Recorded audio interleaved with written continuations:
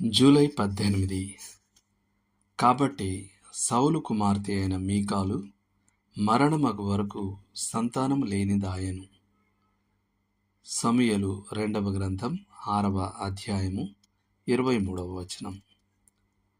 దావీదు మందసాన్ని యెరూషలేముకు తీసుకొనొచ్చి దాని కొరకు తాను ప్రత్యేకంగా సిద్ధపరిచిన గుడారంలో దాన్ని ఉంచినప్పుడు మహానందభరితుడయ్యాడు.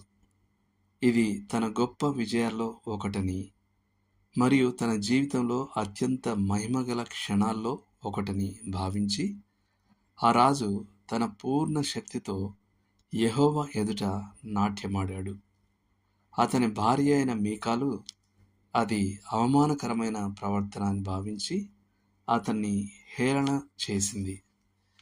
ఆమె యొక్క విమర్శనాత్మకమైన వైఖరి ఫలితంగా ఆమె తన మరణ దినం వరకు పిల్లలు లేనిదై ఉండిపోయింది. విమర్శించే స్వభావం గొడ్రాలితనాన్ని కలుగజేస్తుందని దీని నుండి మనం నేర్చుకుంటాం.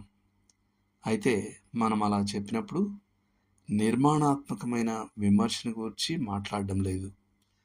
విమర్శ సత్యమైనదైతే మనం దాన్ని స్వాగతించి దాని నుండి ప్రయోజనం పొందాలి.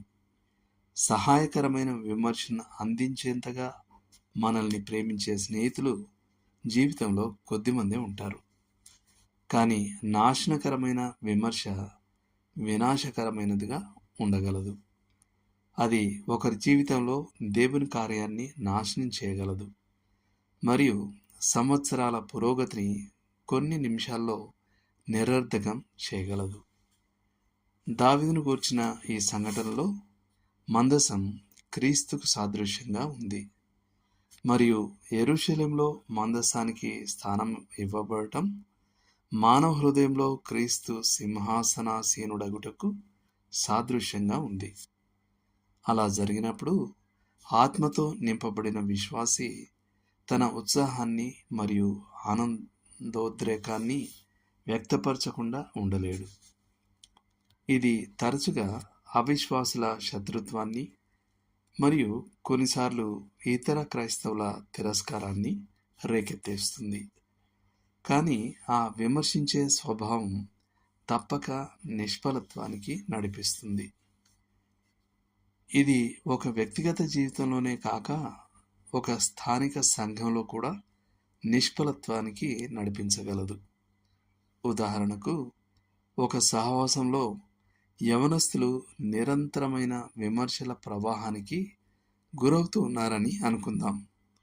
వారు వేసుకునే బట్టల విషయంలో, వారి కేశాలంకరణ విషయంలో, వారి బహిరంగ ప్రార్థనల విషయంలో, వారి సంగీత విషయంలో వారు తప్పు పట్టబడుతూ ఉంటారు. వారికి ఓపికతో తర్ఫీదునివ్వడానికి బదులుగా సహవాస నాయకత్వం వారు తక్షణమే పరిపూర్ణులుగా ఎదగాలని ఆశిస్తుంది. త్వరలోనే ఆ యవనస్తులు మరింత స్నేహపూర్వకమైన సహవాసాల్లోకి కొట్టుకుపోతారు మరియు ఆ సంఘం అభివృద్ధి లేక క్షీణించిపోవడానికి వదిలివేయబడుతుంది.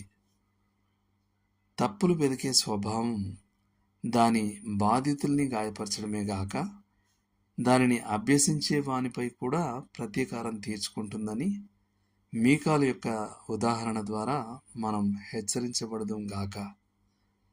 ఆ ప్రతీకారమే ఆత్మీయ నిష్ఫలత్వం. దేవుడు మిమ్మును దీవించును గాక.